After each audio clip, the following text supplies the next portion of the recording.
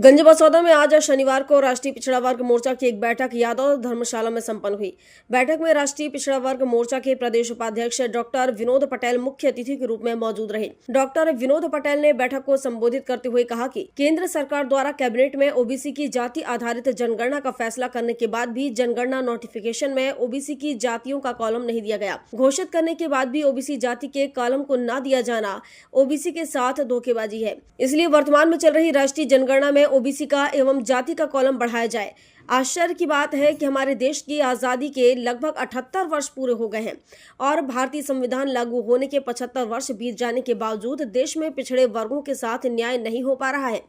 न्याय के लिए आंकड़ों की आवश्यकता होती है, लेकिन पिछड़े वर्ग की जाति आधारित और सभी जाति समूह की वास्तविक जनसंख्या और उनकी वास्तविक स्थिति का आंकड़ा सरकार ने आज तक सार्वजनिक नहीं किया है। जब तक जाति आधारित जनगणना नहीं होगी तब तक सही आरक्षण, शिक्षा, नौकरी और प्रतिनिधित्व सुनिश्चित नहीं हो सकता। इसके लिए पिछले कई वर्षों से हम लोग संगठन के माध्यम से लगातार सड़कों पर संघर्ष कर रहे हैं। ओबीसी समाज के ऊपर हो रहे देश भर में अत्याचार, शोषण, शिक्षित युवाओं को नौकरियों में प्रतिनिधित्व जैसे गंभीर मुद्दों को लेकर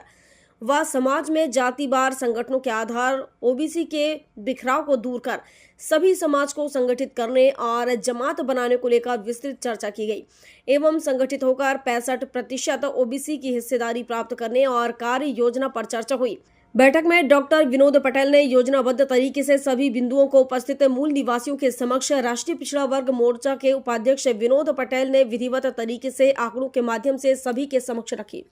और सभी से आह्वान किया कि मूल निवासी बहुजनों से सभी स्तर के संगठनों और उनके पदाधिकारी, कार्यकर्ताओं, समर्थकों से निवेदन किया कि मूल निवासी बहुजनों के हक और अधिकार की लड़ाई में एकजुट होकर संविधान और सामाजिक न्याय की रक्षा करें।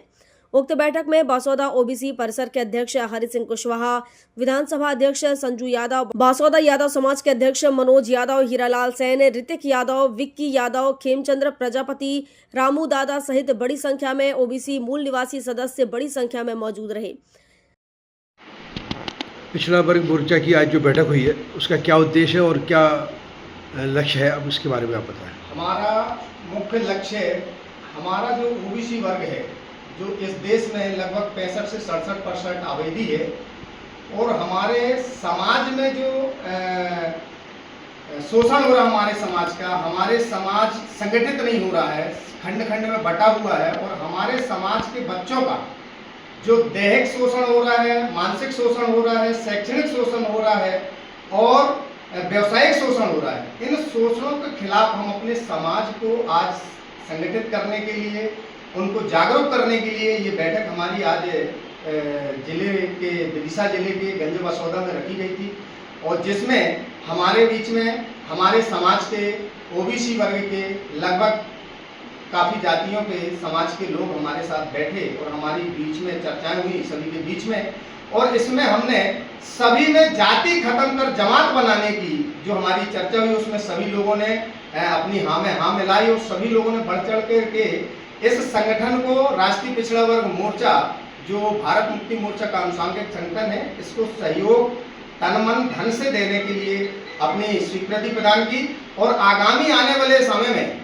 हमें अपने हक अधिकार के लिए लड़ने के लिए जन और धन सहयोग करने यहाँ हमारी समाज के लोगों ने अपनी स्वीकृति प्रदान की और हमारे समाज के लोगों ने इसको बीड़ा को अपनी आज़ादी की लड़ाई को लिए और इस देश में जो विदेशी सत्ताएं है, विदेशी लोग जो राज कर रहे हैं, तानाशाही शासन है, उसको इस देश से उखाड़ फेंकने के लिए हम अपनी समाज को जागरूक करने के लिए और हमारी समाज उसमें बढ़ चढ़ के हिस्सा ले रही है और आगे आने वाले समय में हम अपनी लड़ाई को बड़े स्तर पर और राष्ट्र लेवल पर लड़ेंगे और जिसमें हमारा समाज अग्रणी भूमिका निभाएगा। मैं डॉक्टर विनोद पटेल, राष्ट्रीय पिछड़ा वर्ग मोर्चा प्रदेश उपाध्यक्ष, भारत मुक्ति मोर्चा बामसी।